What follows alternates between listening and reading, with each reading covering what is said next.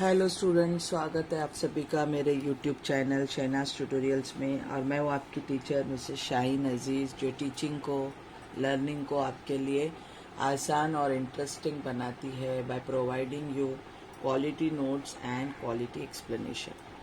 तो आज के इस वीडियो में हम economics class 12 Maharashtra state board subject economics में chapter number 3A demand analysis देखेंगे। ये जो चैप्टर है डिमांड एनालिसिस या कॉन्सेप्ट ऑफ डिमांड, ये सिर्फ 12th स्टैंडर्ड के लिए नहीं, FY BCom, FY BAF semester 1 और FY BCom IDOL Mumbai university के स्टूडेंट्स के लिए भी इम्पॉर्टेंट है। So let us start today's explanation. Today we are going to see concept of demand. So demand is relative concept. It is always related to price and time.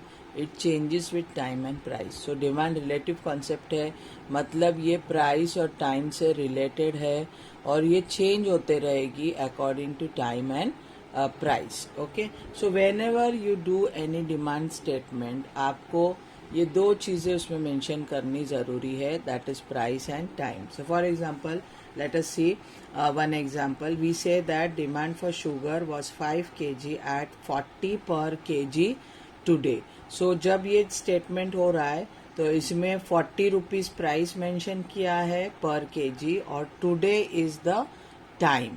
Okay, today is the time element. So whenever we do a statement of demand, these two things price and time का mentioning हमेशा होगा। Now let us see the definition. The demand for anything at a given price is amount of each which will be bought per unit of time at that price. Same thing definition में लिखी है by Professor Benham ने। Demand किसी भी चीज़ की हो given price पे, जो पर यूनिट ऑफ टाइम पे क्या करी जाएगी, उस प्राइस पे खरीदी जाएगी। So after definition we can easily say that following are the features of demand. Demand relative concept है, it is always related to price and time, and demand essentially express with reference to time and price. Means whenever we will write a statement of demand, we have to give reference of time and price. Okay, this concept of demand for 2 marks question it is asked in exam, and this much length is more than enough. After concept of demand, let us say demand analysis. In demand analysis there are two things, individual demand and market demand. We will see both one by one. So first, in demand analysis we will see individual demand. So individual means one consumer. Okay, now here you have to keep in mind that demand is made by consumers. So individual demand is made by individual consumer. It refers to demand for a commodity from an individual consumer. Individual means one consumer at a given price during a given period of time. So market में जो price है और जो period of time है उसमें जब एक consumer demand करता है तो उसे इंडिविजुअल डिमांड कहा जाता है। It is influenced by factors such as disposable income, taste, preference, habit, credit facility available, etc. So individual demand is affected by factors like disposable income. Disposable income means net income after deducting all taxes. Okay, तो tax और सब minus करने के बाद जो net income आता है consumer के हाथ में, उससे डिस्पोजेबल इनकम कहते हैं। So demand is dependent, individual demand is dependent on disposable income of consumer, उसके टेस्ट, उसके प्रेफरेंस, उसके habits, plus credit facility means loan facilities जो अवेलेबल है बाय बैंक और बाय सेलर्स, उस पर भी इंडिविजुअल डिमांड डिपेंड करती है। Okay, so after individual demand we will see its explanation through schedule. So it is tabular representation of various quantities of commodity demanded by an individual consumer at different prices during a given period of time. Same thing meaning वापस से लिखा है, through table हम इसे explain करेंगे how individual demand is made by individual consumer during a given period of time. Okay, so here in our example Mr. A, so A is a consumer and it is A's demand schedule. So it is individual demand schedule. 2 columns, price of commodity X and quantity demanded per day in units. So now when price is 5, the demand by Mr. A is 100 units. Okay. Price of commodity is 5, demand for commodity X is 100 unit by Mr. A. Now price falls to 4, his demand increases from 100 to 200 units. Now again price is reduced, it becomes 3, demand increase, it becomes 300. Now the price is 2, demand is 400 units, and at price 1 the demand is 500. So from the table what we saw is that when price is highest, quantity demanded is lowest, and when price is lowest, the demand is highest. The above individual demand schedule of Mr. A shows inverse relationship between price and quantity demanded. Inverse means indirect relationship, or in our own language we can say that it is acting in opposite direction. Like when price is highest, the demand is lowest, and when price is lowest, the demand is highest. In economics it is called inverse relationship. Inverse means indirect. Okay, we see that when price is highest, that is 5, quantity demanded is lowest, that is 100 units, and when price falls to ₹1, demand rises to 500 units. So this is the most important point we learn from individual demand schedule, is that there is an inverse relationship between quantity demanded and its price. When price is lowest, the demand is highest, and when price is highest, the demand is lowest. This you have to fit in your mind, that there is an inverse relationship between price and quantity demanded in normal situation. This particular statement is important for objective type question also. It is many times asked, which is the relationship between price and quantity demanded, and this individual demand concept comes in exam for 2 marks. Okay.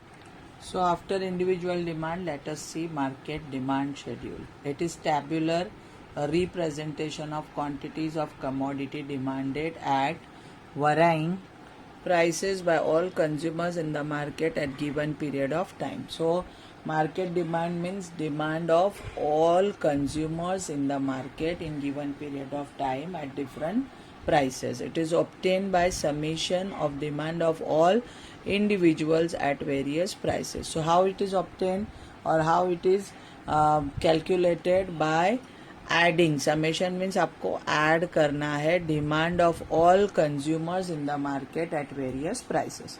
Now we will see market demand schedule. तो अब जब market demand की या market में जो consumers की बात होती है, तो there are many consumers in the market, thousands lakhs of consumers होते हैं मार्केट में. सारे आप इस पेपर पे प्लॉट नहीं कर सकते. तो हमने क्या एज्यूम किया है कि मार्केट में 3 कंज्यूमर्स है, A, B and C. So there are 3 columns in this schedule. पहला कॉलम प्राइस का है, price of commodity X per KG.